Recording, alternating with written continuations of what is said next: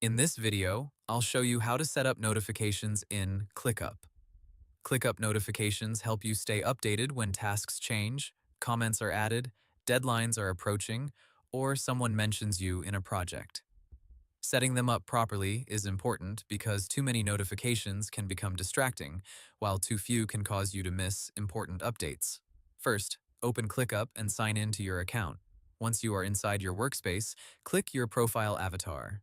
Depending on your layout, this may appear in the bottom left or top right corner of the screen. Next, open Settings or My Settings. Then look for Notifications. This is where you can control how and when ClickUp sends you updates.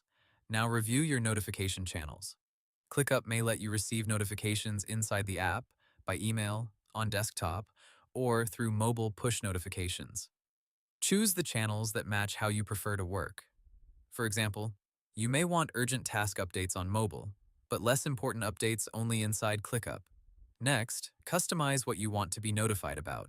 You can usually manage alerts for comments, mentions, assigned tasks, status changes, due dates, reminders, and task updates.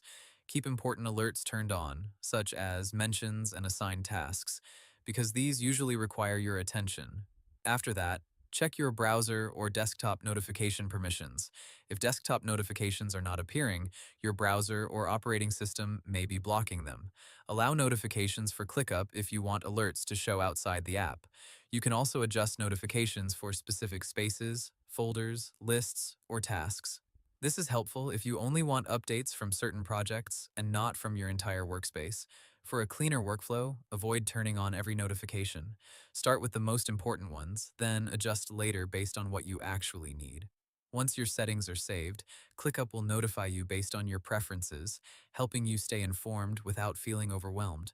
Hope the tutorial was helpful. Subscribe to my channel and see you in the next video.